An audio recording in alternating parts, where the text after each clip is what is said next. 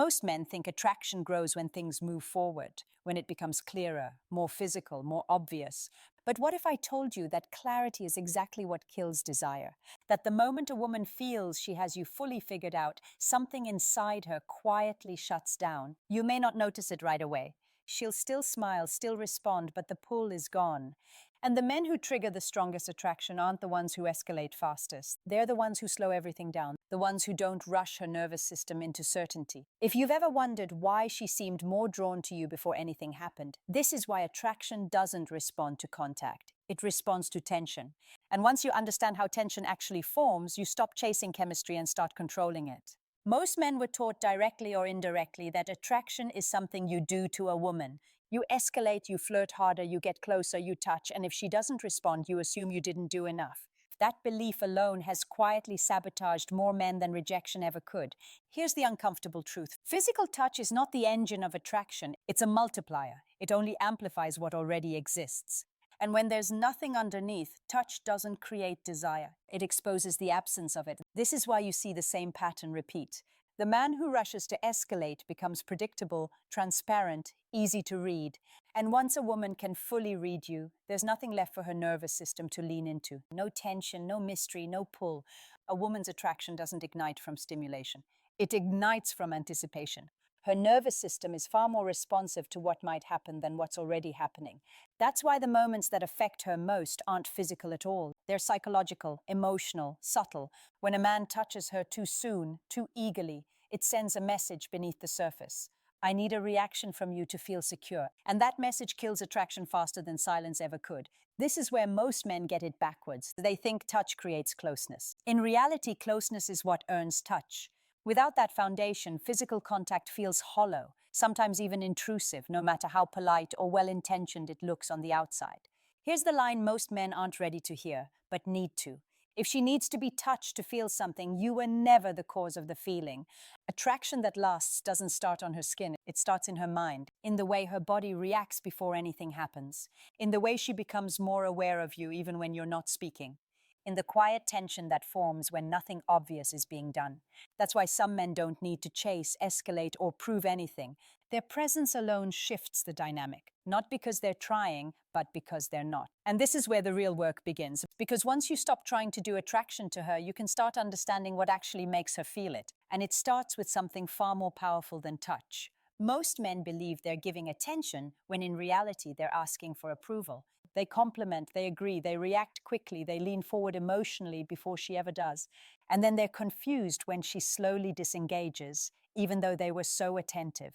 Here's the distinction that changes everything. Attention is not validation. Real attention is presence. Validation is cheap. It's reactive. It says, tell me who to be so I don't lose you. Presence, on the other hand, is grounded. It doesn't chase her emotions, it observes them. And that difference is exactly why women respond so strongly to it. Most men look at women on the surface level. They notice her appearance, her social role, the version of herself she presents to the world. Very few men slow down enough to notice how she thinks, why she reacts the way she does, or what she reveals in the quiet spaces between her words. That's why feeling seen hits so deep for a woman, because it's rare. When you genuinely pay attention, not to impress her, not to score points, but to understand her, you signal something her nervous system recognizes immediately.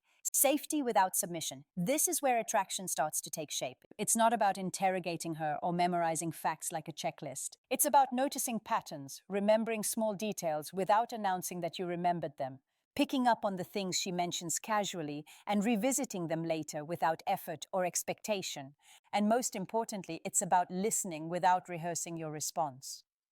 When a woman feels that you're not waiting for your turn to speak, when she senses that you're actually absorbing her perspective, her emotional defenses begin to soften. Not because you're doing anything impressive, but because you're doing something unfamiliar. You're not trying to be liked. That alone separates you from the crowd. Here's what most men don't realize. The moment a woman feels psychologically seen, her body relaxes. And when her body relaxes, attraction has room to grow. There's no pressure, no performance, no need to impress. That's why she remembers you later. Not because of what you said, but because of how she felt being herself around you. And this is where many men sabotage themselves. They confuse attention with availability. They overdo it. They stay constantly engaged. They respond too fast. They make her the emotional center of their focus. Too much attention collapses tension. When she never has to wonder where she stands with you, there's nothing left for her mind to explore. No space for desire to stretch. This is the turning point. Attention creates attraction, but only when it's paired with restraint. If you give it away freely, it loses its weight. If you offer it selectively, it becomes intoxicating. And that's where the balance begins to shift. Because once she feels seen but not chased, she starts leaning in on her own. And that's when desire stops being something you try to create and starts becoming something she invests in. Attraction doesn't grow in comfort, it grows in resistance. And this is where many men misinterpret what challenge actually means. They hear phrases like playing hard to get and assume it's about being cold, distant, or emotionally unavailable. That's not challenge, that's confusion. Real challenge isn't about pulling away, it's about not collapsing toward her. When a man removes all friction, always available, always agreeable, always accommodating, he removes the very tension that makes attraction possible. There's no mystery left, no space for curiosity, no reason for her nervous system to stay alert. Women don't respond to men who are easy to access emotionally. They respond to men whose attention has weight. This is where standards quietly change everything. A man with standards doesn't announce them. He lives them. He doesn't rush to rearrange his life because she's suddenly free. He doesn't drop his plans to prove interest. He doesn't over-explain when something doesn't work for him. And here's the psychological shift that happens when you do this correctly. She starts adjusting herself, not because you demanded it, but because your behavior communicates value without asking for validation. Scarcity of attention activates reciprocal interest. When your time isn't guaranteed, it becomes something to earn. That's not manipulation, that's polarity. A woman invests emotionally where effort is required. When you stop chasing, she starts engaging. She wonders where she stands. She becomes more present, more aware, more intentional. And this is the truth most men avoid. A man without standards trains a woman to disrespect him. Not overtly, not coy, but subtly through loss of tension, through emotional familiarity, through the quiet realization that he'll always be there, no matter how little she invests. Challenge restores balance. It says, I'm interested, but I'm not for everyone. It says, I enjoy you, but my life doesn't orbit you. It says you don't get unlimited access just because you're attractive. That restraint does something powerful. It forces her to show up differently, to bring more of herself into the interaction, to invest rather than evaluate. And once she invests, even slightly, the dynamic changes. Attraction deepens because now she has something at stake. This is where desire starts to move on its own. No pressure, no performance, no chasing. But challenge alone isn't enough. Once tension exists, it needs direction. And that direction comes through how you speak, how you pause, and how you let words do less work than your presence. Because once she's leaning in emotionally, your voice becomes the catalyst that turns curiosity into craving.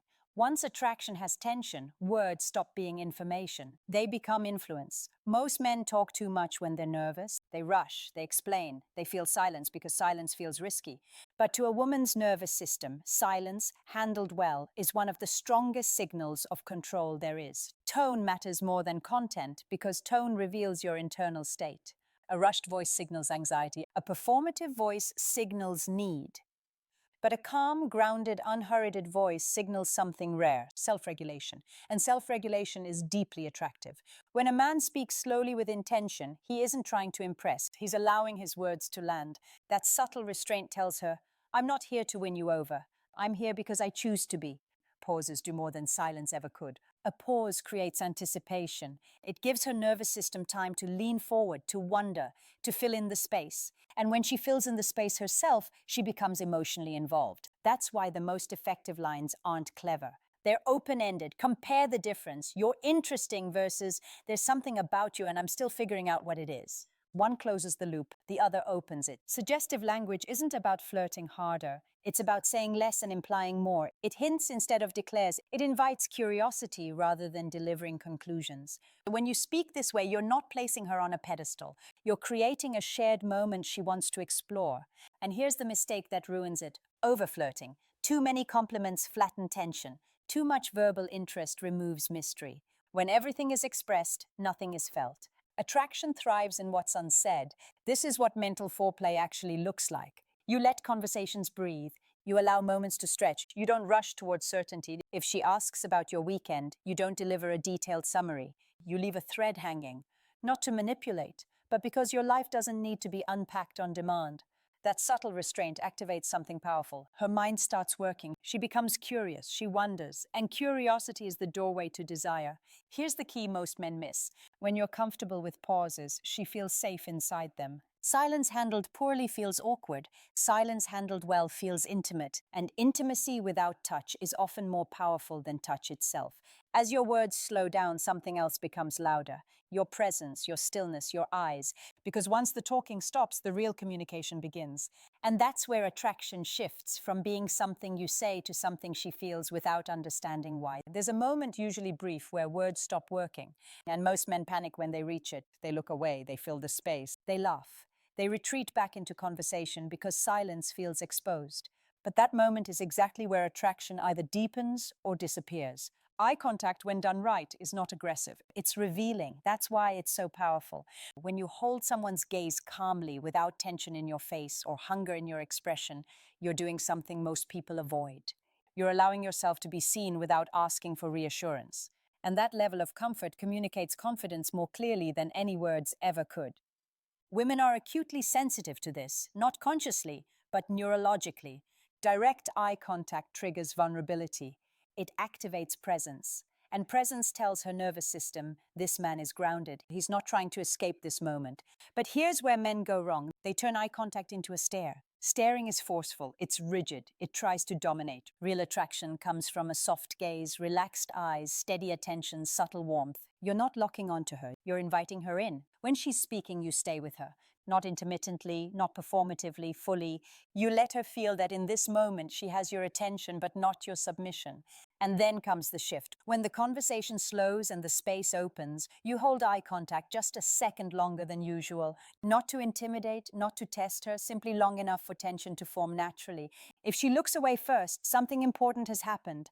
Her nervous system felt it. And if she looks back to check whether you're still there and sees that you are, that's when the connection locks in. Not loudly, not dramatically, quietly. This is silent dominance, not control over her, but control over yourself. The man who can hold eye contact without urgency, without expectation, without needing a response, sends a message beneath the surface. I don't need anything from you right now. That message is rare, and rarity creates value. Here's the truth. Most men never practice long enough to learn. The man who can hold silence can hold her attention because silence handled with presence feels intimate. It feels intentional. It feels safe. And safety combined with tension is where attraction takes root. Most men never reach this point because they rush. They interrupt the moment. They break eye contact too soon because they're afraid of feeling exposed. But when you stay calm, relaxed, unreactive, you give her something unfamiliar, a space where nothing needs to happen, yet everything feels charged. And once you understand this, you start to see why so many men fail without knowing why. Because the final barrier to attraction isn't technique, it's self-control. Attraction was never about a single move. It was never about saying the right thing at the right time or executing some perfect sequence. Attraction is a process, and most men fail because they try to rush it. Impatience is the first mistake. When a man needs clarity too soon, he kills tension. When he needs reassurance, he exposes insecurity. When he needs results, he starts performing. And performance is the opposite of presence. Neediness doesn't always look desperate. Sometimes it looks polite, attentive, overly considerate, but underneath it carries the same message. I'm afraid of losing you, and fear is felt instantly, even when it's never spoken. The second failure is emotional attachment without self-control. Many men invest before anything is earned. They imagine futures, assign meaning, and emotionally commit while she's still observing. That imbalance creates pressure, and pressure suffocates attraction. The third failure is the deepest one, fear of loss. Of fear makes men overcorrect. It makes them talk too much, give too much, stay too available. It makes them abandon their standards quietly, one compromise at a time. And the moment a man abandons himself to keep a woman, attraction begins to erode. Here's the reframe that changes everything. When you control yourself, she loses control of her emotions. Not because you manipulate her, but because your restraint creates safety, tension, and curiosity at the same time. Your calm becomes a stabilizing force. Your boundaries give structure. Your presence invites her nervous system to respond naturally without force. That's why attraction doesn't need touch. It needs self-respect. Self-respect shows up as patience, as silence that doesn't beg to be filled, as attention that isn't handed out for free, as standards that don't need to be defended. When you stop trying to extract attraction from her, you become the kind of man attraction moves toward on its own. And this is the quiet truth most men never hear. Women don't pull away because you didn't do enough. They pull away because you did too much too soon without grounding. Attraction grows where there's space to grow, where effort isn't forced, where presence isn't transactional. And once you understand that, you stop chasing reactions and start creating conditions. Conditions where attraction doesn't need to be touched to be felt. Attraction was never meant to be forced, and it was never meant to be chased. The moment you understand this, you stop exhausting yourself trying to create desire and start becoming the kind of man desire responds to naturally. Touch is cheap. Anyone can reach out. Anyone can escalate. Anyone can try to take. Presence is rare, and rarity is what creates value.